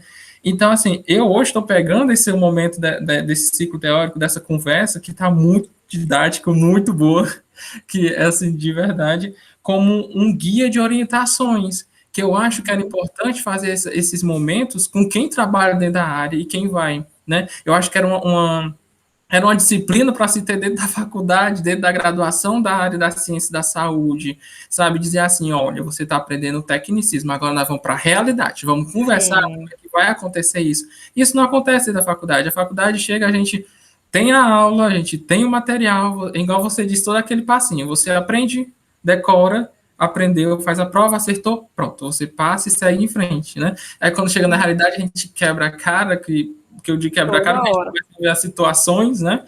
E, tipo, você me lembrou muitas situações, porque, tipo, tinha uma paciente minha, que era estágio já paliativo, onde ela todo dia, ela já perguntava, cadê o Douglas, né? E aí eu pensava assim, Douglas, a tua paciente já tá te chamando. O nome dela era Maria do José, eu nunca vou me esquecer dela. E ela não queria ninguém, aquela paciente exigente, ela não me toque, eu não quero que você me pegue desse jeito. Ela diz desse jeito, aí os meninos, Douglas, eu não sei o que foi que tu fez, que ela só quer você. E hoje eu percebi o que foi que eu fiz, que até o momento realmente eu não tinha, eu perguntava o que ela queria. Eu fazia o que ela queria, eu não fazia o que eu queria, eu não dava medicação assim, do jeito que eu queria. O acesso, quando eu fui funcionar, assim, olha, eu vou pegar nesse braço. Ela, não, esse braço não, porque eu não quero esse braço. Eu quero o outro braço. Eu, Dona Maria, é difícil. Ela, tu tentou? Ela dizia desse jeito, né? Então, assim, a gente tinha uma conversa, né? É tanto que eu acompanhei todo o processo dela do viver até a morte e a família se aproximou de mim, né? Ficou até mantendo contato. Mas, assim, em outro momento. Então, você me trouxe esse despertar, não é? Não é o que eu quero quanto profissional. Eu quero um desejo, eu tenho um objetivo, que ele melhore, que a dor passe, que ele se estabilize, que ele melhore, né? Mas, além desse meu objetivo, eu tenho o querer, a vontade, o individualismo daquele ser humano. Que é social, é filosófico, é psicológico, é enfermagem, o cuidar, né? É o dentista da saúde. Gente, é um misto de coisa. Eu acho que eu estou viajando, né? A professora Rosana já sabe que eu viajo, né? Assim que a gente deu uma viajada. Mas, assim, eu estou muito instigado, professor. Então, de primeira, né, de antemão, agradecendo e trazendo que a sua aula hoje, eu anoto como, eu acho que daria até um trabalho, na verdade, um trabalho, com certeza, voltado como um guia de orientação. Eu não sei como a gente pode trabalhar esse guia de orientação dentro de um ambiente ambulatorial, uma clínica, dentro do estabelecimento hospitalar. Mas isso, para os profissionais, para os cuidadores, e para os pacientes. Eu acho que era fatídico, acho que era incrível isso. Não sei, né? Estou pensando aqui. Um guia de orientação, de apoio e também uma educação continuada para os profissionais da saúde, né? Para explicar Pronto, o TCC. o que é trabalho em equipe, como que faz, né? Como que funciona. Porque assim, que nem você falou, né, Douglas? Você ainda está vendo isso com a Rosana agora na graduação. Eu nada disso. E é que eu fiz psicologia, que você pensa, né, para falar. Não, eu só vi psicologia e acabou. Eu só vi isso na residência depois, e quem não fez residência, né?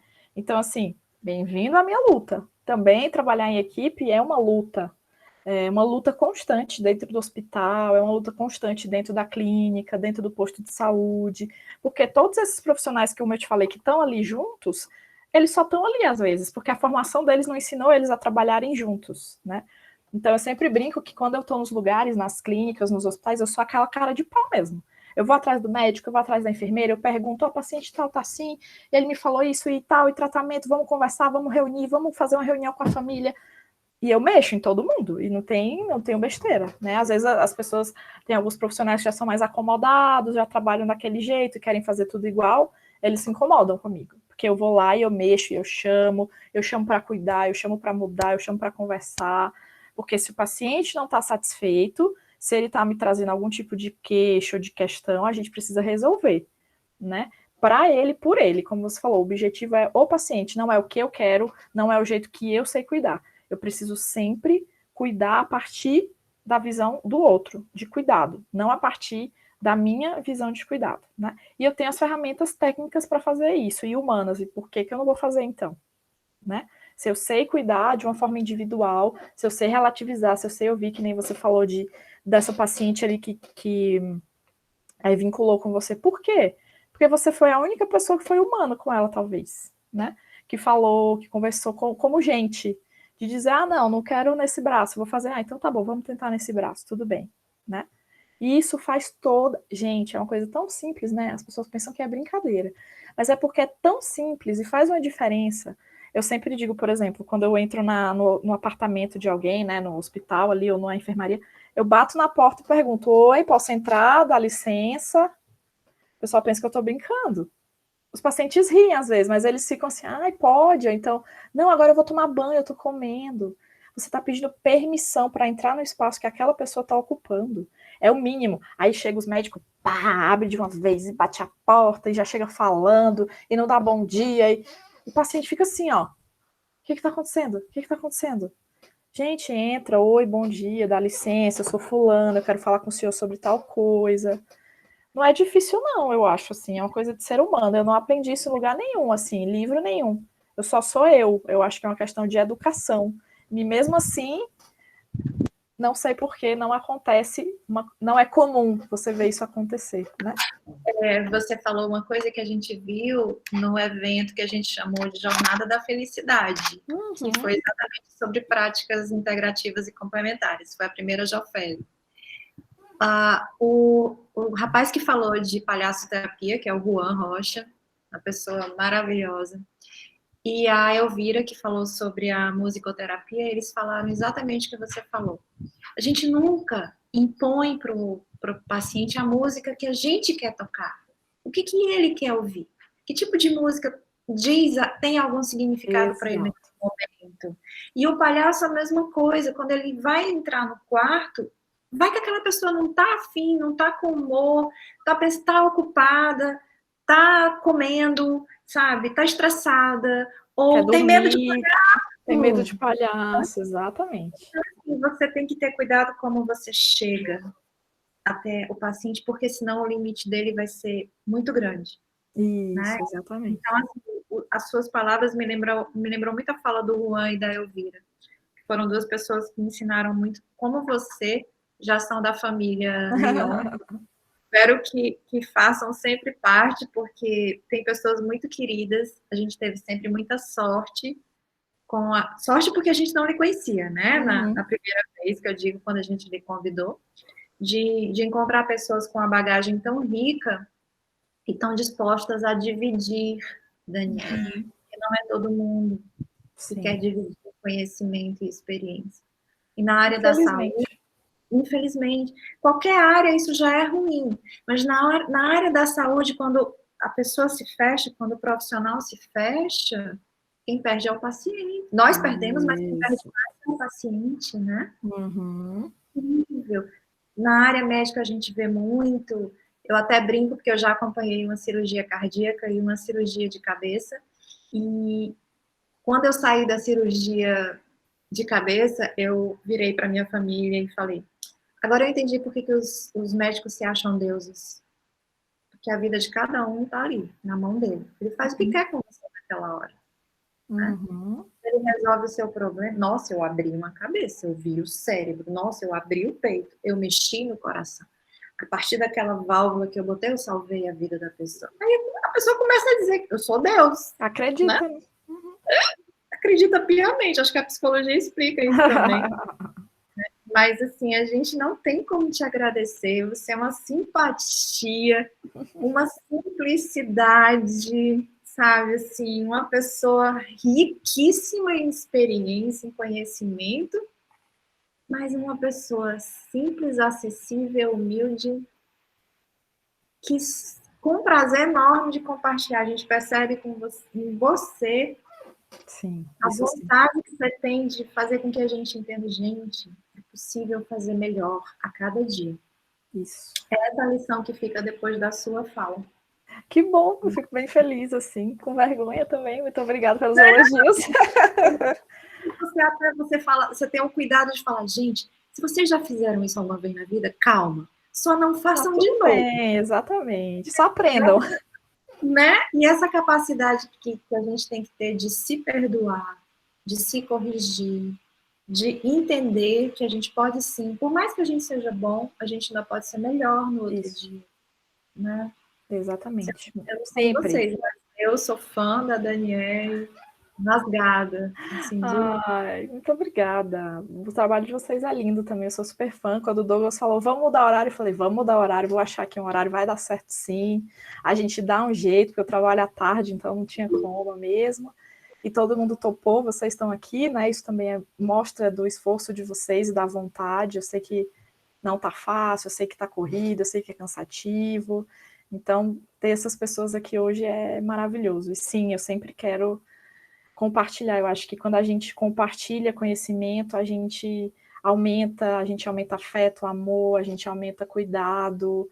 Então, não é uma coisa que para mim é difícil. Eu faço questão, inclusive, de fazer isso. Não é à toa que eu tenho um grupo de estudo também, né? Então, tudo que eu posso, a gente está ali compartilhando para não deixar isso se perder. Se é uma coisa que você pode ajudar a melhorar, a ver, os profissionais verem as coisas de outro jeito, melhor ainda, e tratar os pacientes melhor ainda, eu não vejo por que não, né, falar sobre isso, por que não dividir, enfim, com outras pessoas que também têm interesse, que querem ouvir isso, acho que também faz uma grande diferença. Quando você quer ouvir, você pensa e você vai tentar colocar aquilo ali em prática, né? Você está disponível. E isso mostra como vocês também estão disponíveis, né? Enfim. Só tenho a agradecer também e continuo aí. Se vocês precisarem, dúvidas, comentários, também vocês têm meu WhatsApp, o Douglas já tem também. É só falar comigo lá. Eu estou sempre que eu posso respondendo, então fiquem bem tranquilos. Eu acho que eu aprendi, eu acho que a Manuel queria pode dizer... até se eu estiver errada, mas em Libras, quando a gente aplaude assim. Sim. Não é? Então, acho que a gente podia aplaudir a Daniele da melhor forma. Muitíssimo obrigada, de verdade. Obrigada a vocês. Eu estou vendo isso lá nas Libras. O Emanuel tá aprendendo Libras, ele daqui a pouco está fazendo a tradução dos nossos... Que legal! Que bom! Eu vi isso uma vez e fiquei encantada. Todo mundo na plateia, aplaudindo dessa forma. Uma banda, não é uma banda, como é que a gente chama? Não era uma banda de rock, era música clássica de pessoas surdas. Né? Então, lindo, toda a plateia cantou, foi muito legal. Ah, que bom, obrigada. O Emanuel queria falar, eu acho. Vai lá, Emanuel. Eu ia falar. Não, na verdade, eu queria só agradecer, porque eu vou levar para mim essas palavras de hoje. Eu achei, assim, que foi muito, muito importante. Eu acho que eu precisava desse momento, assim, para ver e avaliar algumas coisas, sabe? De mim mesmo, de ver, algo, de coisas que eu poderia melhorar, sabe? Eu acho que hoje foi um momento muito bom para isso. Eu vou guardar essas palavras de verdade. E em Libras eu queria agradecer a sua palestra. Olá, como ele já está. Obrigada. Viu? Imagina, mano, é isso mesmo, o movimento é esse. A gente não é perfeito, a gente vai errar sim, mas a gente se a gente conseguir aprender e depois ser melhor por conta disso, aí sim o erro é válido, né? Que a gente aprendeu com esse erro e fez melhor depois e manteve o nosso trabalho cada vez melhor. E é assim que a gente se torna bons profissionais também, sempre se desenvolvendo, pensando, refletindo. Fico feliz de ter trazido esse momento de reflexão para você, né? Espero ter plantado muitas sementinhas que vão se desenvolver ao longo da academia e ao longo do trabalho de vocês como profissionais depois, e que isso nunca pare, né? Não porque eu estou aqui falando, mas porque para a gente se tornar profissionais melhores, a gente não pode parar e se acomodar e não querer saber mais, e não querer mais se preocupar com o paciente, fazer tudo igual. Não, não parem, se movimentem, reflitam, conversem com seus pacientes, escutem as pessoas que estão ali na frente de vocês. Muitas vezes é isso que elas precisam, inclusive, né? E, enfim, espero que vocês sejam muito felizes nas áreas e na liga também. Estou por aqui, à disposição, porque vocês precisarem, tá bom?